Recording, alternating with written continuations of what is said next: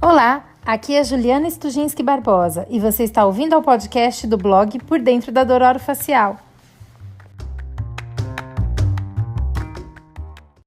Olá, estou ao vivo agora, aqui direto do meu consultório, são 11 da manhã. Corri para entrar ao vivo. Estou esperando agora o professor Giancarlo, que está na Suécia, para que ele entre aqui e a gente comece a nossa live.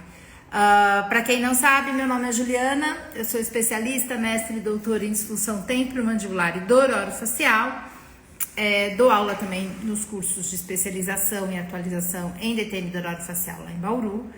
E o Jean foi meu aluno na atualização, mas foi nosso companheiro depois, quando ele fez pós-doc, supervisionado pelo professor Paulo Conte. Então, estou aguardando ele aqui. Hoje nós vamos conversar com ele sobre um artigo que ele publicou aqui na revista Scientific Reports sobre o uso da toxina botulínica, né? Ó, o Jean já tá aí. O uso da toxina botulínica em pacientes refratários, né? O que é um paciente em disfunção temporomandibular? Eu já vou logo dizendo que a gente não vai conversar aqui sobre toxina botulínica em bruxismo. Certo, Jean? Certo, professora. Tudo bem? Como Tudo você tá? jóia com você. Boa tarde para você. Boa tarde. Tudo certo? Tudo certo. Vocês estão me ouvindo bem? Porque eu tô sem microfone. Para Eu tô... mim tá perfeito. Tá perfeito. Aquele tal negócio, Jean. A gente marca a live, a gente se programa para live, mas fazer live no consultório tem perrengue, né? Tô aqui, tô assim, nossa senhora, mas tá ótimo. Eu tô muito feliz de você ter aceito o convite, né? O Rodrigo, que é seu parceiro nessa pesquisa, fez com a gente a primeira live, que a gente leu o dele. E agora eu tô com esse movimento de fazer lives para que a gente possa ler os artigos com o principal autor, nesse caso aqui, você. Me diga Obrigado. Uma oração aí na Suécia. Então, aqui são as 4h03 da tarde. Eu peguei você no meio do expediente. 4h03 da tarde. Não, mas já estava tudo reservado aqui. Eu só teve pacientes de manhã. Eu sabia que à tarde a gente tinha aqui a live, então tá tudo certo. Eu vim aqui no consultório, que é onde eu ando o dia inteiro. Eu estou aqui o dia inteiro só. Olha que então legal. eu estou tranquilo, sim. Que bacana. Estou tão feliz por você. Mas conta para as pessoas aqui, porque isso vai para o podcast, muita gente não te conhece. Então, assim, apesar que eu acho que está em Marte, né? Quem não te conhece. Sim. Conta para as pessoas um pouquinho quem é você na fila do pão, como fala o podcast famoso. Claro, professor. Então, primeiro eu quero agradecer o convite, né? Eu acho que a segunda live que a gente faz, para mim sempre é muito bom participar dessas conversas, porque são conversas mais amenas, né? Mais simples, onde a gente pode falar da pesquisa de uma forma muito mais leve, que eu acho que é o mais importante quando a gente quer que os conhecimentos cheguem ao clínico, né? Que no final é que realmente importa, né? A gente faz a pesquisa clínica para que o clínico aplique isso no dia a dia dele, né? Bom, eu sou o Giancarlo, né? Sou peruano, sim, eu sou peruano, mas eu me considero 60% brasileiro já, mais que peruano, porque eu realmente peguei todo do Brasil já, mas eu fui para o Brasil, onde eu estudei lá, né, durante aproximadamente 10 anos, 11 anos, onde fiz meu mestrado, fiz o doutorado na Unicamp, depois fui fazer parte do grupo do professor Conte, né, junto com você, professora, com o professor Leonardo, onde eu fiz meu pós-doc, aproximadamente uns 3 anos com o professor Conte. Passamos a pandemia, né? E durante esse tempo da pandemia, a gente tentou aquela bolsa para vir para a Suécia, para fazer uma extensão da pesquisa que a gente vai discutir hoje, né? Aqui com o grupo do Karolinska, mas conseguimos a bolsa, mas lamentavelmente pela pandemia a gente não conseguiu vir, né? Tudo fechado. Mas essa possibilidade sempre ficou em aberto e era uma questão pendente para mim, né? Então, graças a Deus, no 2023, eu recebi uma proposta para me mudar do Brasil. Bom, eu passei num concurso, né, de substituto na Federal, na Federal. Pois é, da Federal de Santa Catarina, fiquei uns 6 meses lá, né? Nesse tempo já estava também trabalhando na Uningá, no mestrado da Uningá em Maringá, no Paraná. E bom, eu recebi a proposta de mudar de continente e eu fui para Portugal, né, no 2023. Ainda trabalho como professor lá, na Egas Muniz, em Lisboa. E, ao mesmo tempo, eu recebi um e-mail, né, da professora Malin Ember, daqui do Karolinska, onde ela ia abrir uma vaga para um pesquisador para um projeto que é financiado pela NIH dos Estados Unidos, né? Então, ele abriu a vaga, eu fiz o processo seletivo e, graças a Deus, eu consegui, né, passar aqui. Então, hoje eu tenho aqui já um ano aqui também no Karolinska. Já um ano. Muito rápido. Passou muito rápido. Bom, e aqui estamos continuando com essa linha de pesquisa de toxina, não só com toxina, realmente a pesquisa, que talvez a gente fale um pouquinho disso no final, mas essa pesquisa aqui tem mais a ver com perfil de paciente com diferentes diagnósticos de dores musculares, né? E a toxina veio como um complemento para oferecer um tratamento aos pacientes e aproveitamos para fazer uma pesquisa também disso, né? Então, super feliz de estar aqui, está indo tudo certo. Saudades de todo mundo lá do Brasil, do grupo lá do Bauru, né? E é isso, esse sou eu. Ele tá com saudade da academia, que eu sei. Oh, com certeza, com certeza. Gente, para quem não sabe, o Jean ficou com a gente muito tempo no IEL e eu só tiro o sarro dele. Né? Ele chegava, toda hora eu pegava no pé do Jean por algum motivo. Mas é brincadeira, né, Jean? Você sabe que é carinho. Eu vibro sempre por todos que passaram por aqui e fico muito feliz por você, na sua geração, né? Que é você, o Rodrigo, que são dois caras que, putz, eu falo, que caras bacanas, né? Que privilégio que foi trabalhar com vocês esse tempo aqui em Bauru, né? Quer dizer, trabalhar, assim, não trabalhei muito com eles, não. Eu botava eles para trabalhar para mim. Bastante. Mas vamos falar da sua pesquisa. Essa pesquisa e esse trabalho, vamos lá.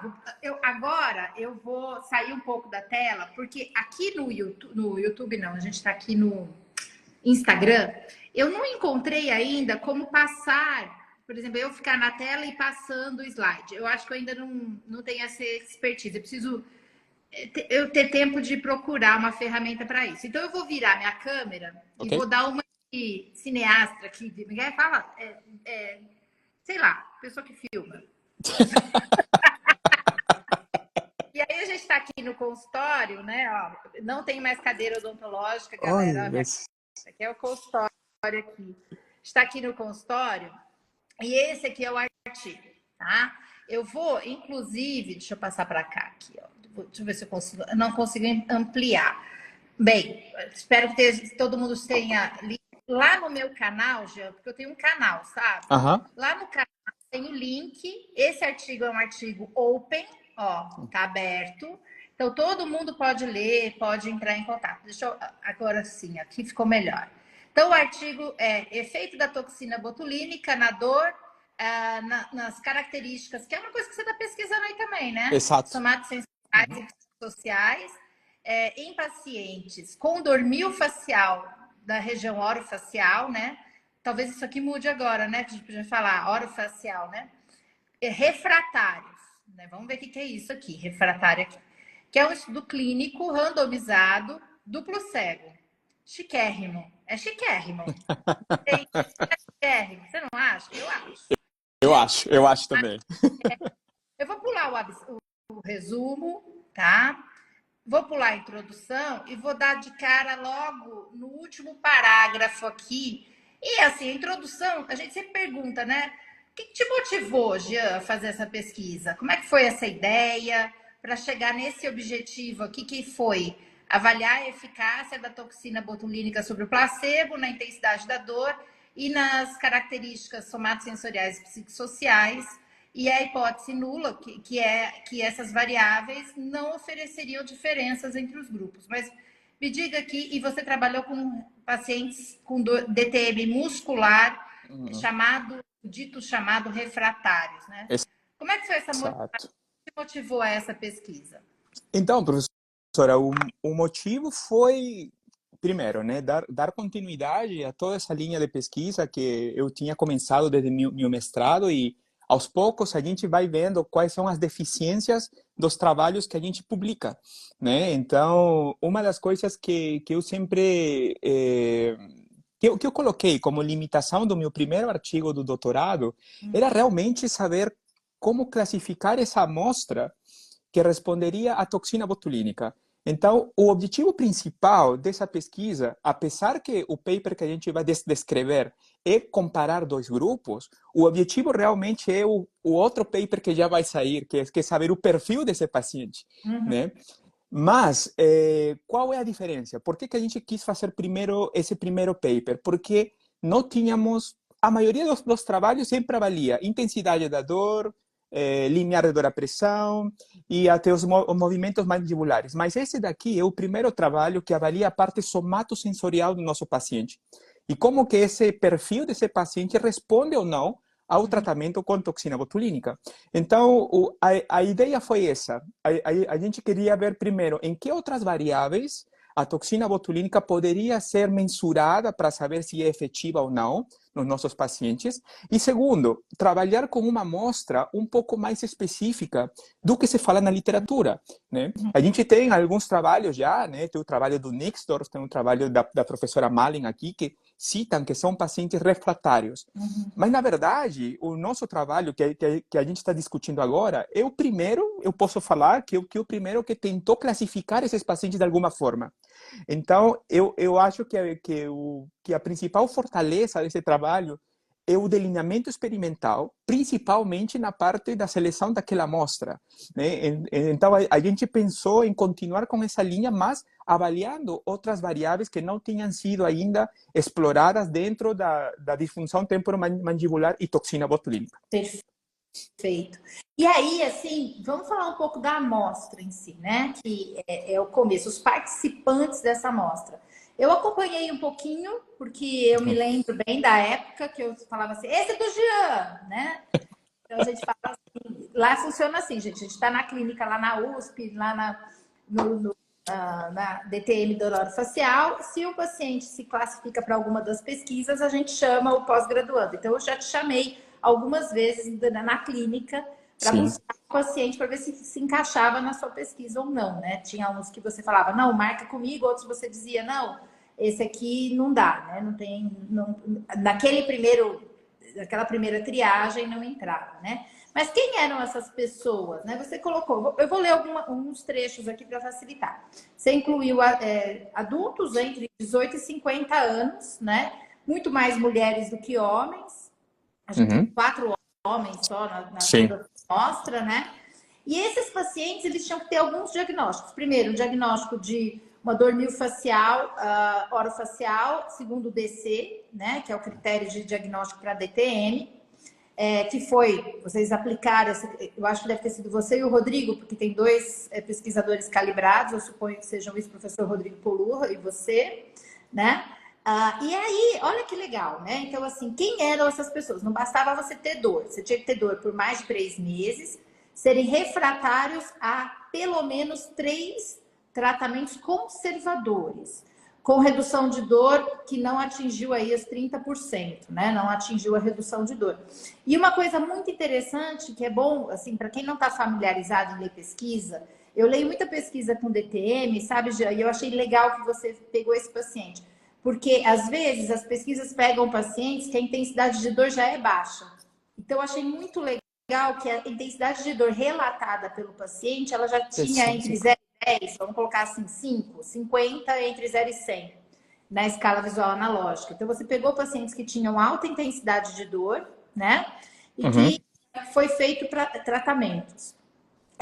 Excluiu uma série de coisas aqui, por exemplo, fibromialgia, dor neuropática, outras dores em outros traumas, enfim, algumas características que são importantes para poder avaliar bem a dor miofascial. Eu queria te fazer uma pergunta, assim, que fizeram para mim, eu conheço esses pacientes, então para mim ficou fácil responder. Mas eu queria te perguntar para a gente falar, quais eram esses tratamentos conservadores que tinham sido feitos? Isso foi solicitado por algum revisor aí que você respondesse? Foi. Na verdade, professora, bom, vamos explicar por partes a pesquisa, né? Apesar que a ordem da publicação dos papers era diferente, né? O primeiro paper que foi escrito foi esse daqui, o tratamento com toxina. Mas, na verdade, o nosso primeiro paper deveria ter sido o paciente refratário. Quem que é esse paciente refratário? Que é o paper que está sendo finalizado também já. Vem aí! Então, então a lógica era essa, né? A gente apresenta o perfil do paciente refratário, daí apresentamos o tratamento e daí mostramos quem respondeu ao tratamento. Mas você sabe que nessa área de pesquisa, alguns papers saem antes que outros, e enfim. Então, o que aconteceu? Nesse paper, na metodologia, eu tentei não de abordar muitos critérios de inclusão, porque isso está no primeiro paper, no paciente refratário.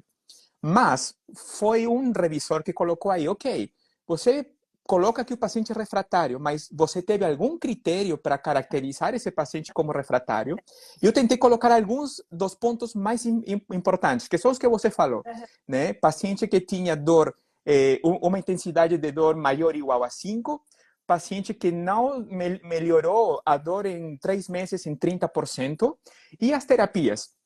Dentro dessas terapias, 2 terapias eram obrigatórias, as quais eram placa e o aconselhamento, ou a terapia cognitivo-comportamental. As 2 eram obrigatórias. Todo mundo que está ali recebe, né? A gente tem um padrão de atendimento que não é protocolar, a gente individualiza, né? Por isso tem muitos pacientes com dor miofascial que não tem placa.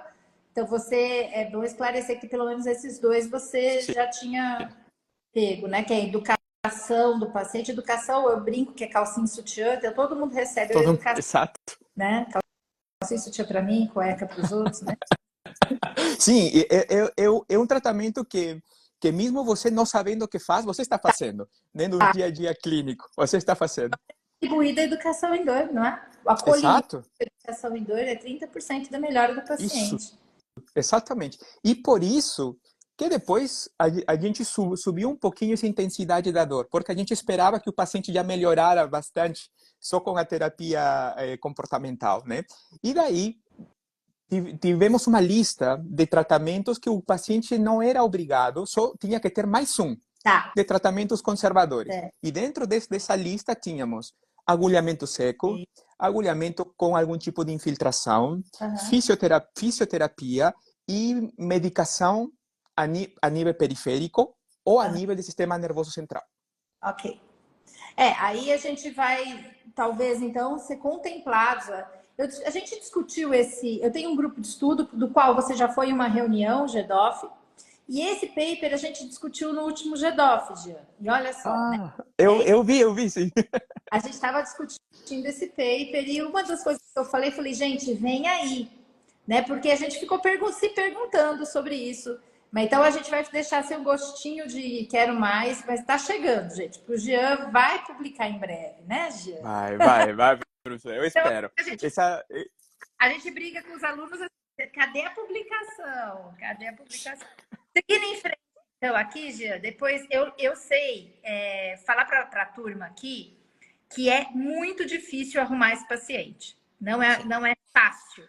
Então, você vê que conseguiu arrumar, nesse tempo todo que estava lá, 43 pacientes. E a gente tem um atendimento lá em Bauru, que 43 é o número que eu vejo numa tarde. Né? Então, você vê que, às vezes, demora. A gente tem muitos pacientes. Então, assim, foram 43 pacientes. Como estava em época de pandemia, gente, Covid-19 atrapalha um pouco, né, Jean? Atrapalhou um pouco sua vida. Atrapalhou bastante, né, professora? Porque a pesquisa estava pensada para ter uma avaliação de 3 meses também. E essa avaliação teve que ser omitida porque estávamos na pandemia. E eu não conseguia atender esses pacientes aos 3 meses.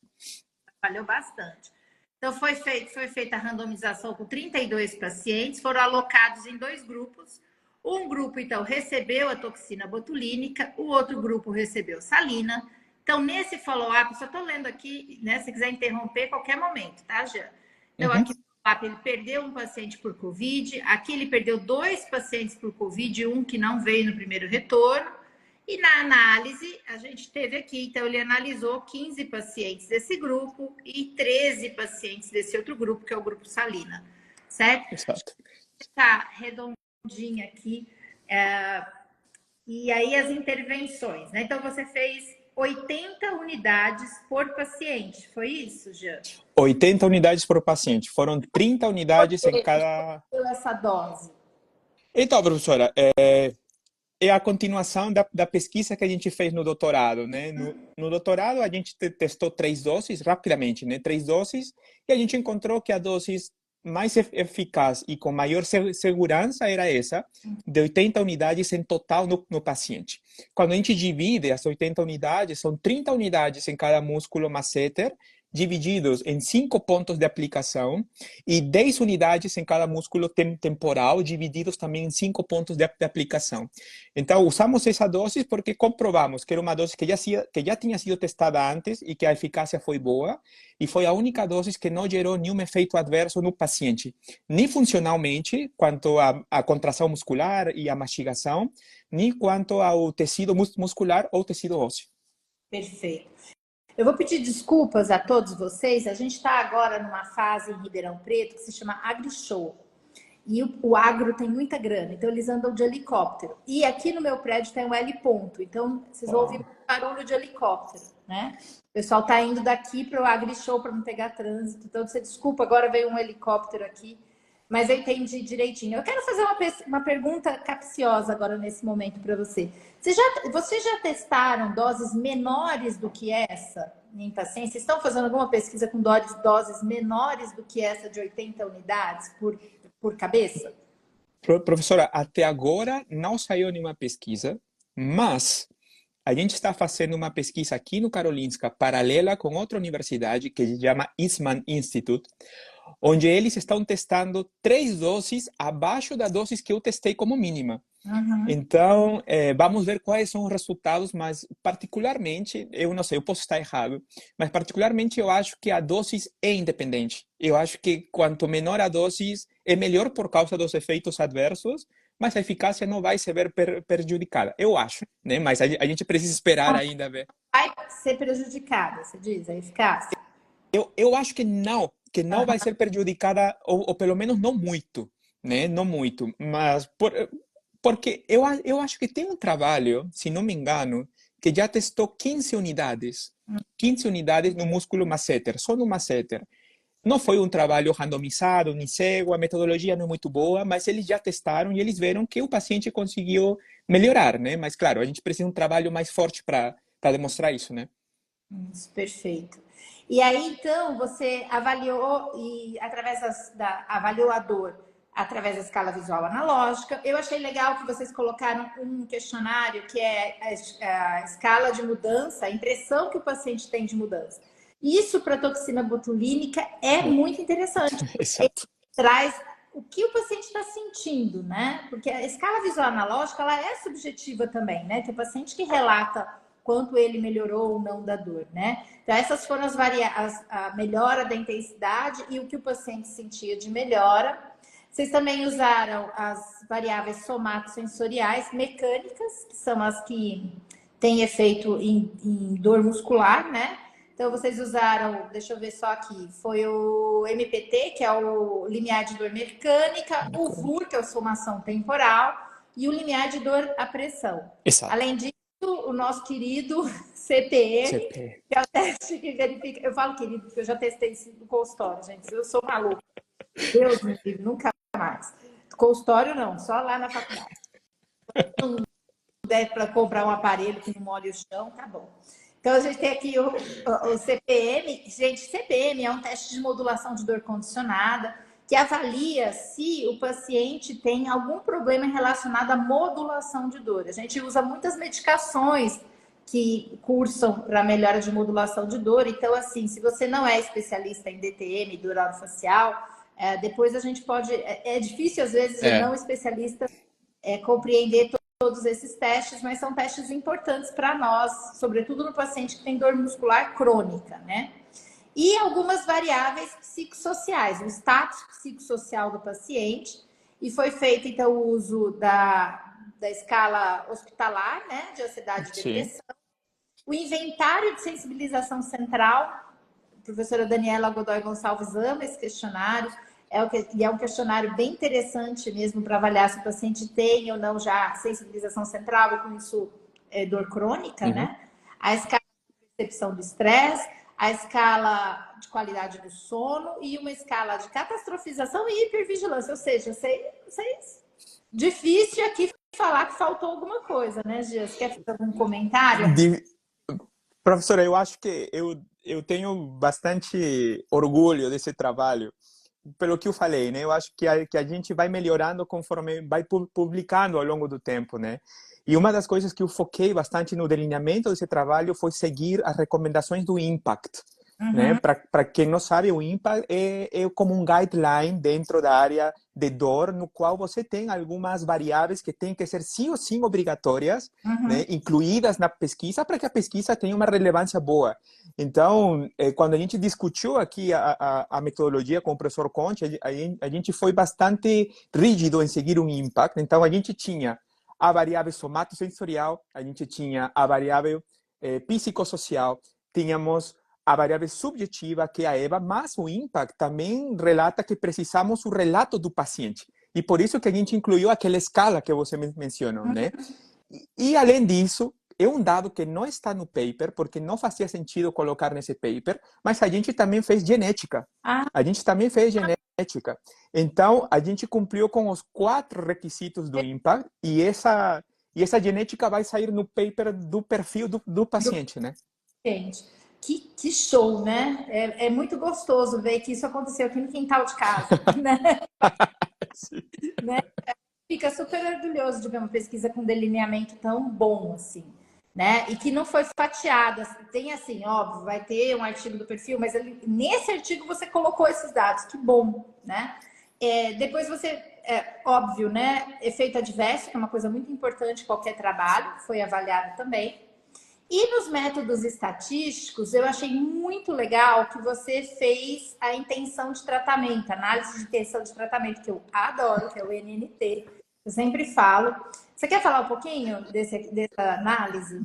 Então, professora, essa análise também, eu vou repetir isso, é a evolução que a gente tem em cada trabalho, né?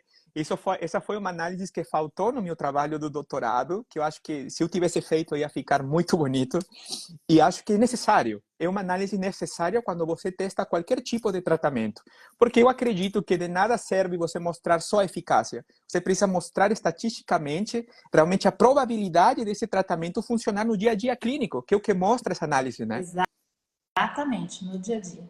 E aí, já partindo para os teus resultados agora, eu quero fazer um elogio enorme que eu fiz lá no GEDOF, que eu fiquei muito feliz, que foi encontrar características sociais no seu trabalho.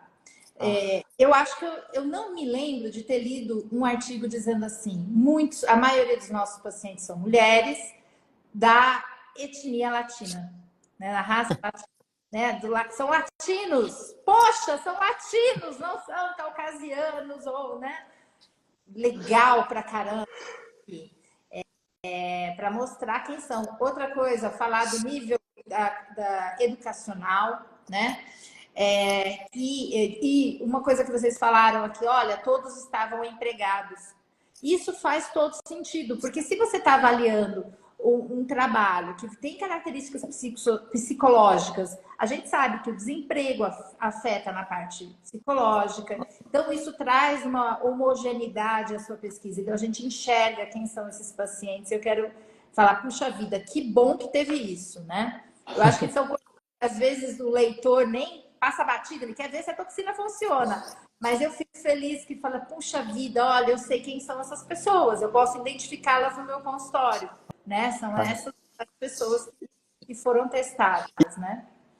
Eu acho importante avaliar isso, né, professor? Como você falou, não sei se você viu, a gente publicou esse ano, em janeiro, uma revisão de escopo sobre fatores sociodemográficos e DTM. Vi. E a gente vê como essa parte da educação, a parte do emprego, a parte do estado marital, também toda essa parte demográfica e sociodemográfica, né, influencia muito no resultado. Inclusive, contando um pouquinho do backstage, quando o artigo foi publicado, ele voltou para uma revisão, que depois posso contar um pouquinho mais disso, só uma.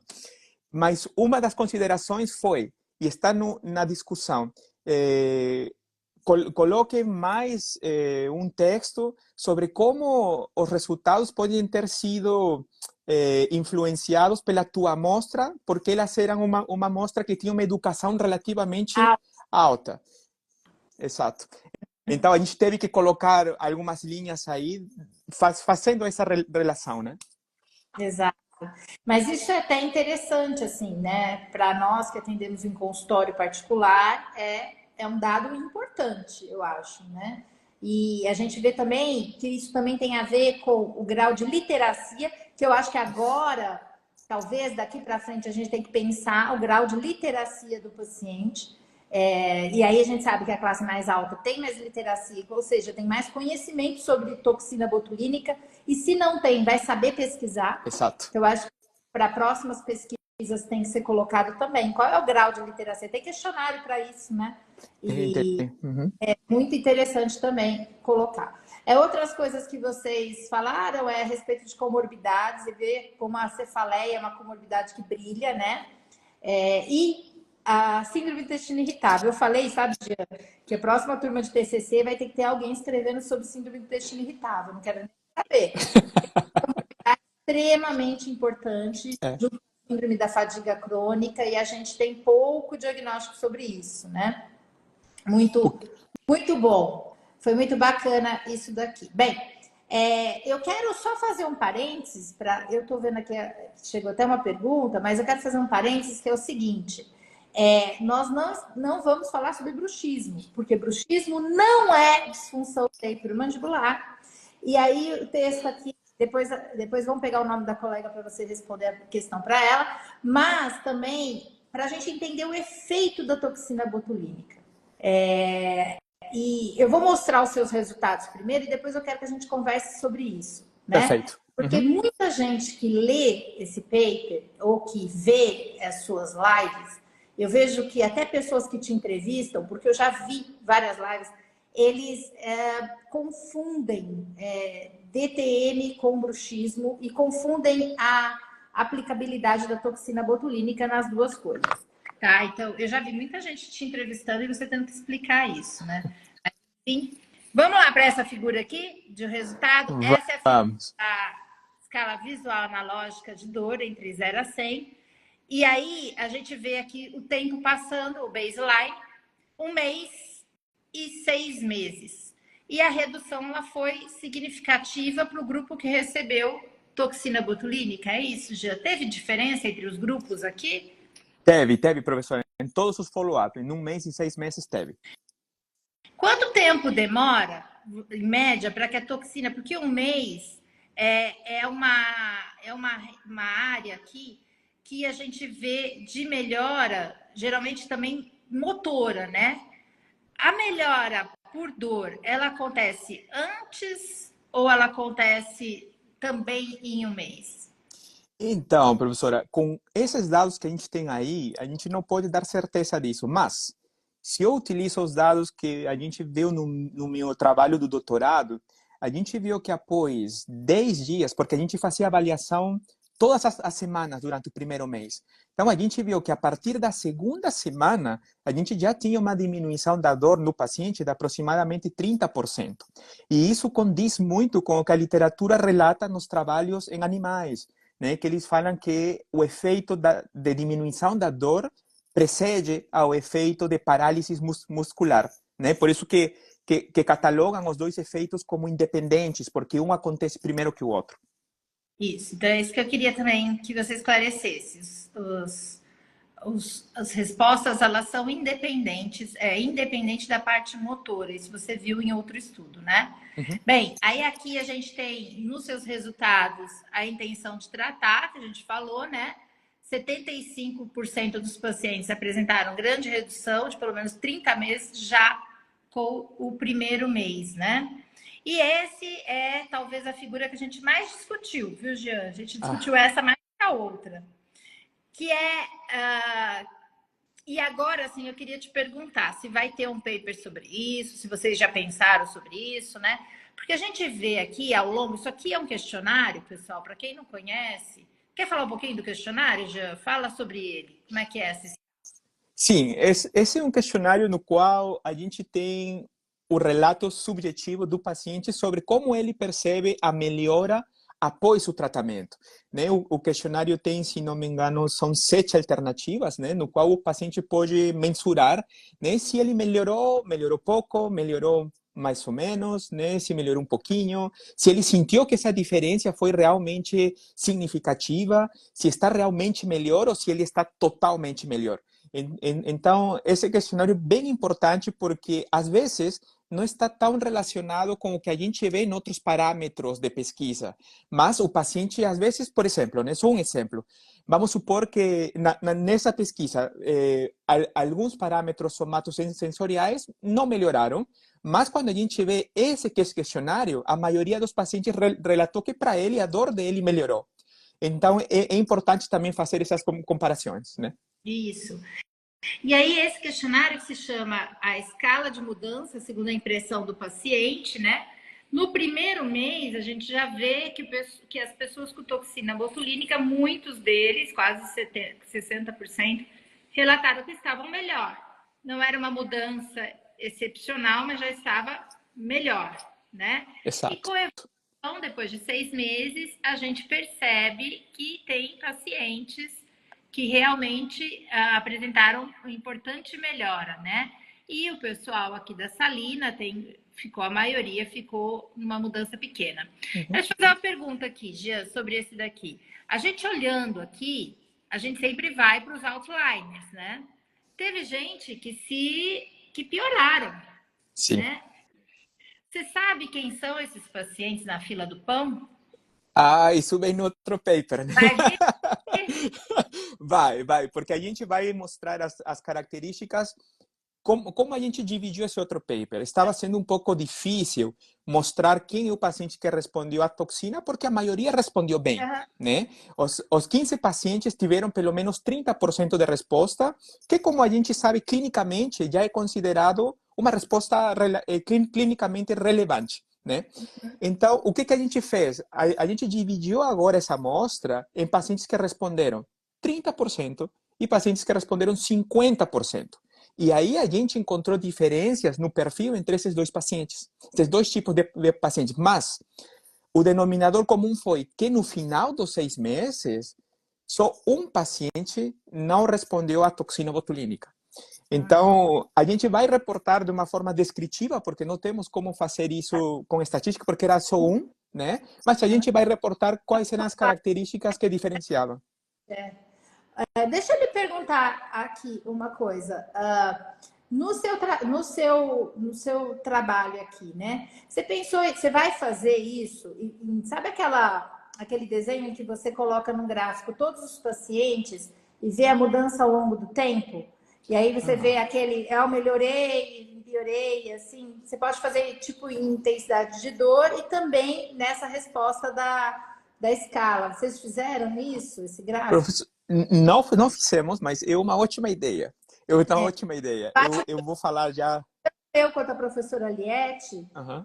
a gente gosta muito desse gráfico, né? A gente estava discutindo o seu paper e falando, puxa vida, era legal a gente ver, assim, a pessoa relata que melhorou muito pouco em um mês. Depois fala que teve uma excelente, é uma pessoa. E a outra, sabe qual é esse gráfico, né? Sim, Para quem sim, sim. quem tá só ouvindo, não está vendo, a gente tem pessoas que podem em um mês relatar uma coisa e no segundo mês relatar outra. Então, através desse gráfico, a gente consegue ver para onde ela tá, qual é a direção, a tendência de direção da amostra, entendeu? É uma Eu tendência. acho interessante. Eu acho É, muito é. interessante, eu acho que é um gráfico melhor do que boxplot para esse tipo para ver tendências, né? Para a gente ver tendências. E sobre aqui o seu trabalho ainda, você fez as variáveis psicossociais e que teve uma melhora, né, do paciente. Eu pulei o autossomato sensorial, daqui a pouco eu volto. Teve uma melhora do paciente, índices de ansiedade, na escala, em todos os índices, né? Assim, só os pacientes que receberam toxina melhoraram ao longo do tempo. Eles melhoraram bastante. Mas, quando a gente compara com outro grupo, que é importante, né, ver se houve diferenças ou não, a gente só encontrou diferenças em três. No inventário de sensibilização central, na qualidade do sono em alguns... e em algumas subescalas do questionário de qualidade de vida. Faz todo sentido, né? Exatamente. Interessante. E faz sentido Exatamente. com o efeito da toxina. E no somato sensorial, aqui, vocês não tiveram diferenças iniciais, né? E depois você teve uma melhora significativa aqui, mas também pouca, né? Nem foi tanto no grupo de toxina para o limiar de dor à pressão, é isso, né? Isso, para o PPT, para o limiar de dor à pressão, a gente teve uma melhora também no MPT, no MPT e no CPE. Tá. E aqui os efeitos colaterais. Aí sim, a toxina teve muito mais efeitos colaterais, né? Teve. São efeitos que a gente cataloga eles de resolução espontânea, ou seja, são efeitos leves e que tem a ver um pouco com o processo de injeção da toxina, né? Então, provavelmente, parte dessa toxina deve ter migrado para o músculo risório, que passa entre as fibras do masseter, e aí o paciente ficou, alguns deles, com alguma simetria no sorriso, né? Mas a maioria deles, durante o primeiro mês, relatou fraqueza muscular. Foi o efeito adverso mais comum. Certo. E aí, então, depois que a gente já delineou tudo, eu queria conversar com você, porque eu acho que uma das sacadas da sua pesquisa é sobre o efeito da toxina, né? Porque as pessoas, a maioria dos dentistas, a maioria, e até especialistas, atribuem muita dor miofascial crônica a uma hiperatividade muscular, por exemplo, ao bruxismo. Por isso que se confunde tanto com o bruxismo, certo, Jean? Me corrija se eu estiver errado. Certo. Mas quando a gente começa a estudar, e você está estudando muito aí a fisiopatologia, perdão, da dor muscular, a gente começa a perceber que dentro dessa fisiopatologia a gente tem liberação de substâncias químicas inflamatórias inicialmente ali. A gente tem edema, pequenos, mas existem, que formam essas bandas tensas. E que, na verdade, a gente não tem um músculo que está assim, né? Às vezes o paciente até abre. Esses pacientes, por exemplo, eu vi que você não colocou abertura de boca aqui. Acredito que isso não é, porque já é uma dor crônica, às vezes isso já até não entra tanto no escopo, já não tem tanta limitação de abertura, por incrível que pareça, galera. O músculo dói e dói por efeitos mais centrais, muitas vezes, que periféricos, né? É o que a gente chama de sensibilização central. Você sabiamente usou o inventário de sensibilização central para verificar. E aí vem a sacada que eu acho que os seus trabalhos têm, que os outros são diferentes, que me corrija se estiver errado agora, tá? Eu vou falar a minha percepção. Eu tive a percepção de uma coisa. Ao fazer, você distribuiu os pontos pelo músculo em uma área maior do que em outros estudos, né? São 5 pontos e não 3 e não 2. Eu percebo que isso é uma sacada que para dor faz sentido e eu vou explicar por que eu acho, ver se eu estou errado. A gente está querendo aqui atingir o neurônio sensitivo, certo? Certo. E a gente certo. tem na pele, na região mais superficial, não tanto no músculo, a maior número de neurônios sensitivos nessa região da face. É isso que você buscou? É isso, professora, é isso. A gente sabe que, e tem literatura em animais, mas tem literatura mostrando que para dor, quanto mais você espalha essa toxina, maiores são as chances de você atingir mais neurônios sensitivos, que no final são os que estão ocasionando todo este processo no músculo do paciente, né? Então, sim, o objetivo de ter esses 5 pontos, que acho que as nossas pesquisas são as únicas que utilizam até agora 5 pontos. A maioria faz 3, como você falou, 3, 2 pontos. E isso também foi discutido no nosso paper, né? A gente discute muito com o artigo do Nixdorf e da Malin aqui, porque eles colocaram só 3 pontos. né? E a dose também.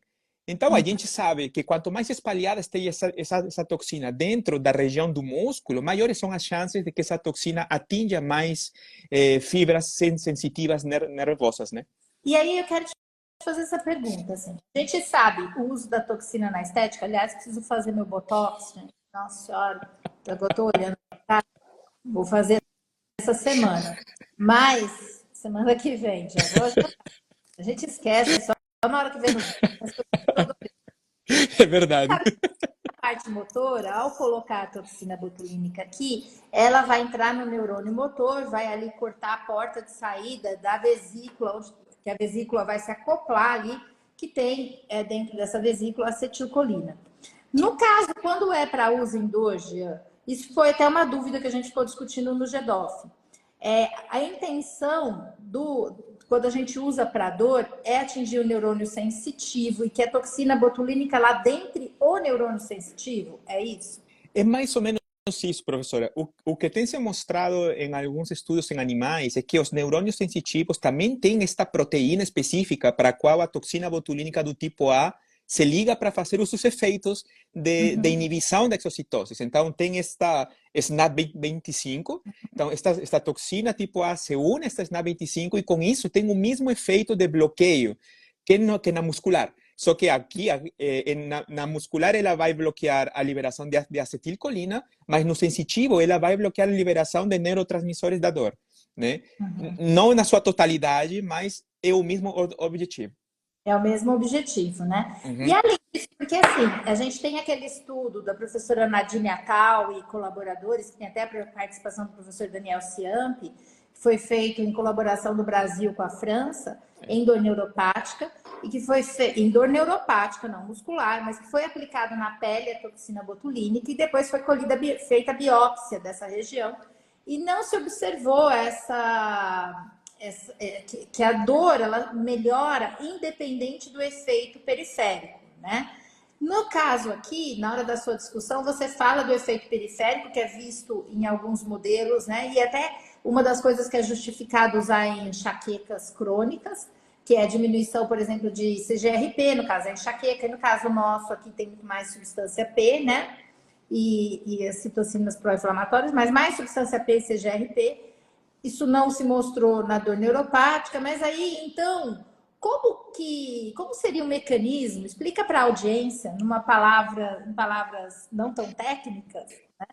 Qual seria o mecanismo, então, pelo qual, ou os possíveis mecanismos pelo qual eu poderia usar no meu consultório a toxina botulínica na dor crônica e eu teria uma melhora do meu paciente, independente do mecanismo periférico, que é o que todo mundo conhece. Então, professora, eu acho que, bom, o que a gente está discutindo hoje aqui no Karolinska, eu acho que a toxina realmente não tem um efeito puro central ou puro periférico. Eu acho que ela atinge os dois locais da mesma forma. O que a gente quer ver e o que eu posso falar, e a minha opinião baseada no que a gente leu, é que talvez esse efeito seja maior a nível do sistema nervoso central, né? Por quê?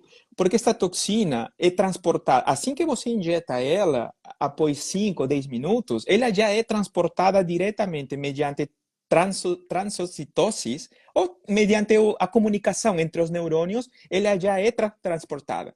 Então, onde é que a literatura diz que a toxina agiria de uma melhor forma, né, entre a comunicação dos dois primeiros neurônios, primeiro e segundo, nessas sinapses, que seria o processo de transmissão da dor, né, transmissão da dor. Então, é aí onde ela teria esse maior efeito. Mas acabou de sair outros trabalhos que falam que dependendo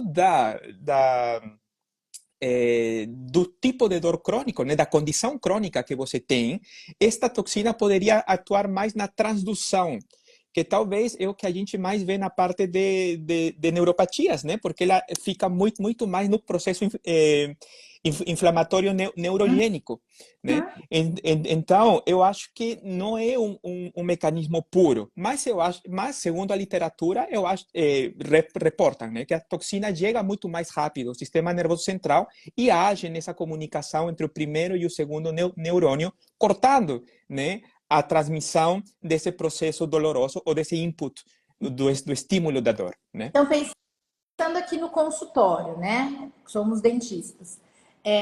Vou fazer a toxina botulínica. Então, eu acho que a primeira lição é, se eu vou fazer para dor, não para músculo, né? Para hipertrofia, posso espalhar numa Sim. maior área, pontos, Sim, certo? sim, deve. Uhum. Sobre... Já tivemos algumas discussões, e eu acho, hoje eu entendo que não é bem assim, mas não importa, importa muito estar próximo ao local de maior dor, na profundidade da agulha ou não. É complicado responder essa pergunta, professor. A gente, bom, tem um trabalho que saiu no ano 2021, se não me engano, de Montes Carmona, que ele avaliou pacientes com toxina, pacientes que tinham dor miofascial referida e espalhada. E ele viu que a toxina funciona muito melhor em uma dor miofascial mais localizada, que é como ele chamou a espalhada. Então, talvez possa ser que a gente precise sim que a toxina esteja bastante perto, né? A aplicação seja muito perto do local onde a gente palpa e o paciente refere dor. Né?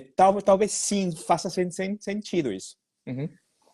A gente tem que fazer uns estudos. Agora, que não faz, na minha cabeça, não faz tanto sentido, seria que ela entrasse pelo neurônio motor e fosse fazer.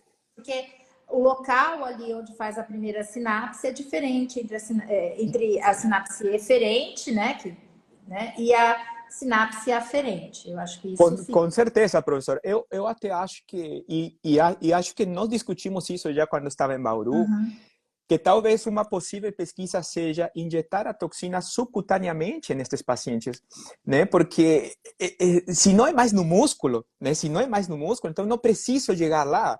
E se a gente acabou de discutir que a maior quantidade de neurônios sensitivos estão muito mais superficiais, então eu acho que faria sentido ser subcutâneo, né? Isso aí eu aprendi em 2000 e bolinha, nem vou falar o ano, que eu estava no Hospital das Clínicas, nem fazia mestrado ainda, com o professor José Geraldo Speciale, a toxina botulínica começou a ser usada para cefaleia primeiro, né? Para crânio. E o professor Speciale, ele dizia, olha, o fato é, porque aqui você tem as meninges, então o fato é, atinja a pele, porque na pele a gente tem a maior quantidade de sensibilização e ele vai levar para a mesma lâmina onde está acontecendo, para a mesma lâmina, para o mesmo subnúcleo caudal do nervo trigêmeo, onde em diferentes lâminas estão acontecendo a sinapse, mas a região é a mesma, né? E aí isso eu guardei na memória, sempre que fala a respeito disso, eu penso, igual colocar aqui, guiado por ultrassom, não sei. Hoje eu penso que talvez espalhando em pele subcutânea é o mais interessante. Se a gente for pensar, fazendo uma analogia do que o professor José Geraldo Speciale, que era neurologista docente aqui da Faculdade de Medicina, me falou há pelo menos, eu vou chutar aí, uns 15 anos atrás, né? A gente vê isso hoje, a gente demorou muito tempo para a gente pegar tudo isso, porque as pesquisas demoram mais na nossa área, né? Então, mas eu acho que isso é uma coisa que você está aí, você pode testar depois aí, já que você que faz os testes, eu não, né? Vamos tentar. Vamos tentar. Eu acho bem interessante. Já a gente está caminhando aqui para o fim, e aí eu queria falar sobre as limitações do seu trabalho, porque todo trabalho tem limitação, né? E aí algumas limitações foram discutidas. Vocês falaram aqui a tamanho da amostra, né?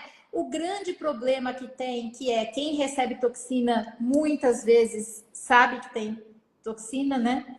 Sabe que recebeu a toxina, então isso é uma tendência, e vocês colocaram isso aqui. Acredito que aumentando a amostra e fazendo o segundo paper aí que a gente vai ver, a gente talvez tenha uma resposta melhor, até se isso foi realmente importante.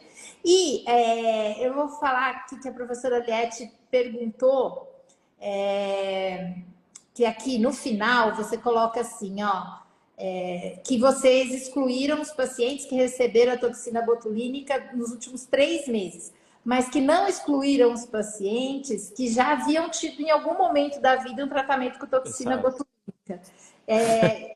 Né? A gente sempre fala que é uma evolução. Você acha que esse fato pode ter influenciado negativamente no seu trabalho? Com certeza, com certeza, com certeza. E eu, quando você me convidou para essa live, eu até posso mostrar aqui no meu artigo. Eu não sei se posso virar a câmera, Olha, mas depois eu mostro. Eu, olha só, eu já coloquei aqui que você ia me perguntar isso aqui embaixo, ó. Eu coloquei aqui já em amarelo, porque eu sabia que ia me perguntar isso. Aí eu falei, cara, precisa estar preparado para responder isso aí. E sim, sim, com certeza. Quando a gente começou a discutir esse paper junto aqui com a professora Malin, com o professor Conte, a gente falou assim, bom, a expectativa do paciente, a gente vê que é muito importante. E a gente excluiu pacientes que receberam nos últimos 3 meses, por quê? Porque a gente sabe que uma das indicações da toxina é que você não pode reaplicar ela em um período inferior de 3 meses. Então, por isso que só excluímos isso. Mas nem sequer perguntamos se o paciente tinha recebido já a toxina. Então, pode ser sim que algum desses pacientes tenha recebido toxina, ou que pelo menos saiba o que a toxina botulínica faz, por referência, internet, ou algum amigo, alguma amiga que fez. E eu acho que com certeza isso pode ter influenciado muito nos nossos resultados, principalmente naquele resultado do questionário que conversamos, né, da mudança do paciente. Então, sim, eu acho que sim. Tanto assim que agora, nessa nova pesquisa aqui em Karolinska, um dos critérios de inclusão é o paciente nunca ter recebido toxina botulínica na sua vida. Então, a gente, você falou, é a evolução, então agora a gente tirou essa parte também. a professora Liette chamou muita atenção disso, né? Ela falou: olha, isso me chamou, eu adorei e tal, mas isso me chamou atenção nesse trabalho, porque também tem essa questão do paciente já saber como é, né? Da expectativa do paciente. E eu acho, Jean, que uma das coisas também necessárias é ver o grau de literacia, o grau de conhecimento, né, que o paciente tem a respeito. Eu acho que a gente não precisa excluir esses pacientes e talvez analisar os pacientes que já receberam com os que nunca receberam e confrontar a Sim, sim. resultado. Até porque hoje em dia, como alguém aí pontuou, acho que foi a professora Laís Magri que está aí, é desafiador achar realmente uma pessoa que nunca recebeu nada de toxina, como eu aqui, né? Já fiz zilhões de vezes. Com certeza. Mas aí, então, aí entra essa parte da literacia que você falou, professor, é muito importante, porque geralmente paciente que já recebeu toxina é de um extrato socioeconômico muito mais alto, vamos falar assim, e um paciente que tem provavelmente mais conhecimentos, né, sobre qualquer tipo de tratamento. Então, isso a gente acabou de falar que influencia muito nos resultados, né? Inclusive sobre efeito colateral, né? Porque Opa! se a pessoa vai para o chat GPT, aliás, eu quero te contar, aproveitando aqui, nós temos 2 minutinhos. Primeiro, eu quero te agradecer demais que você está aqui, mas eu te contar que outro dia a gente fez uma experiência de perguntar. Eu trabalho muito com a inteligência artificial e estava no carro com alguns alunos, voltando de Bauru, e eu falei assim: vamos perguntar para o chat GPT como é que ele trataria um paciente com DTM muscular. Aí eu perguntei e ele falou tudo. Aí ele não falou toxina. Eu falei assim: toxina é bom para DTM muscular, né? Para dor miofascial? Aí ele falou: olha, é interessante, é eficaz, tarará, mas você deve confinar o uso em pacientes Oh, refratários. Eu tenho. oh.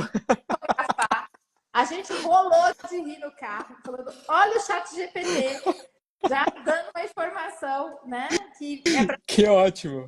Aí eu falei: nossa, o Jean acabou de publicar o trabalho, será que o chat GPT leu o trabalho? Que ótimo, que ótimo, que ótimo. Então, é assim. Mas é assim, professor, a gente acabou de fazer aqui, está submetido uma Umbrella Review, né? Uma revisão sistemática de revisões sistemáticas sobre toxina para dor.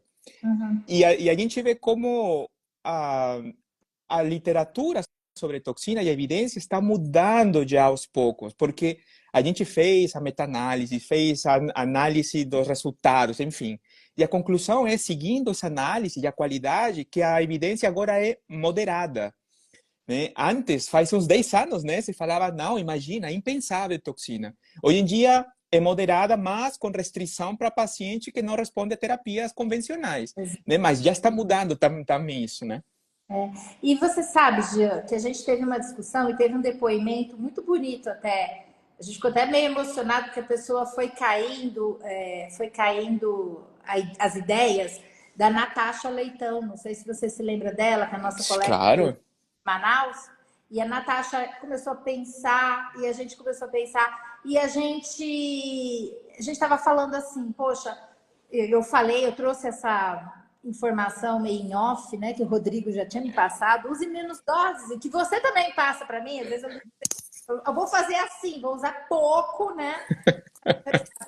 E a gente usa menos doses até do que você usou, né? Clinicamente falando, Sim, tá, gente? sim. Não tem científica nenhuma, mas eu hoje. Ah, só para te. Ah, ela tá aí, a Natasha. Só para te deixar também animado, usamos mais em Bauru hoje do que usávamos antigamente. Nós fazemos hoje com ultrassom antes e depois para ver se tem algum efeito na musculatura, né, de contração. Mas a Natasha, ela deu um depoimento que eu fiquei assim tocada. Ela tá aí, ela pode dizer que foi, poxa, a gente está aqui falando não use pelos efeitos colaterais, mas de repente a gente passa uma medicação para dor crônica que tem muito mais efeitos colaterais, pode prejudicar muito mais a qualidade de vida do paciente, deixa de testar a toxina, às vezes até por um preconceito, Sim. né? Isso é verdade, professor. E uma das coisas que agora eu tento falar sempre que falo sobre toxina é que a gente é injusto. A gente é injusto com a toxina, você não acha? Eu fico pensando, ok, eu tentei tudo, né? Eu tentei tudo, coloquei uma placa, fiz infiltração, o paciente está 6 meses com farmacoterapia a nível do sistema nervoso central, passando mal, mas olha, eu não vou usar toxina porque, não, E não. imagina. Aí eu uso a toxina, aí a toxina melhora meu paciente em 30% e eu acho que não valeu a pena. Então, por que que a gente tem que esperar tanto da toxina e não esperar tanto das outras terapias, né? Então, Exato. eu acho que a gente... Também essa parte está indo embora. Eu acho que o preconceito com a toxina aos poucos está indo embora também, mas a gente precisa ser justo com todos os tratamentos, né? Sim, eu acho assim, não é primeira escolha, porque Com tem efeitos, certeza. né? Também, uma outra coisa que a gente fala, não é para usar de repetição e não fazer outras coisas, né? A gente conversou já muito isso, uma aplicação e Exato. ver dá. Não, se o paciente precisar de mais aplicações, está alguma coisa errada, você não mudou. Porque a ideia, e o último congresso da SBDOF falou muito sobre isso, a ideia é mudar o estilo de vida do paciente, Exato. né? Se você está precisando repetir, ou está precisando tomar um remédio para dor crônica por um ano, tem alguma coisa errada, Perfeito. né? Tem alguma coisa. Perfeito, professor. E eu Perfeito acho isso. que a Natasha acabou colocando a toxina, está descendo degraus na nossa escala de opção de tratamento para dor. Desceu já, né, Natasha? E Desceu, acho desceu. que a gente está usando mais, e eu digo isso, que a gente tem usado mais. Ai, tá usando só isso? Não, né, gente? Quando a gente se fala de consultório, a gente não está aqui fazendo pesquisa, né, Gia? A gente Exatamente. tem um guarda-roupa inteiro de coisas que podem ser usadas. Só acho que, fazendo jus aqui, a sua pesquisa traz um novo horizonte, ajuda a clarear isso para o especialista. E ajuda, eu até brinquei que eu falei assim, a velha geração tem ainda enraizada, a nova geração vem, a gente vai construindo ela aos poucos. Mas eu acho que cada vez mais a gente tem usado mais, inclusive lá no IEL. Pena que você não está lá para ver, mas eu te mando Com fotos, né? certeza, com Tá. certeza. Quero ver isso. Aliás, agora a nossa companheira também vai, a Daiane, né? Tá indo aí te encontrar. A Dai chega domingo. O domingo está aqui já. Domingo, meu Deus, Domingo. eu só perco, gente. Eu não, eu vou ficar. O professor Coach mandou todo mundo. Eu não sei se você ficou sabendo, mas mandou todo mundo viajar, né? Mandou, Agora, mandou. Eu vi. Todo mundo está fora, na eu também Europa, Estados vou. Unidos. Eu vou arrumar um pós-doc. Me espera aí, Gil. Pode vir para cá. Mas, ó, obrigada. A gente vai ter que encerrar aqui, já passamos do horário. Obrigada mesmo. Só lembrando, turma, nós não falamos de toxina e o uso não é o mesmo para bruxismo. Para o bruxismo é outra coisa, é outra forma de se usar a toxina.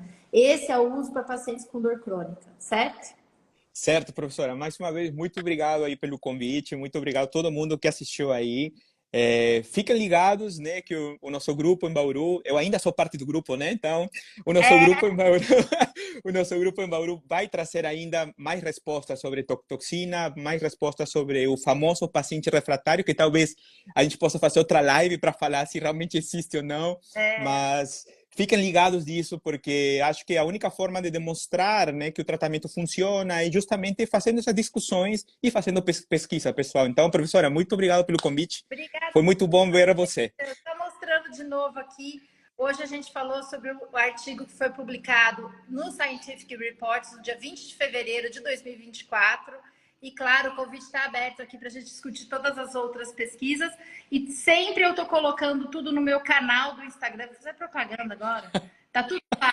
Entra lá, galera. Me segue. E isso aqui vai para o Spotify também. Se você está ouvindo, entre depois no canal para pegar as referências. Jean, beijo. Se cuida aí. Tá bom, tá? Professora? Um abração, um beijo para todos. Você cuida também.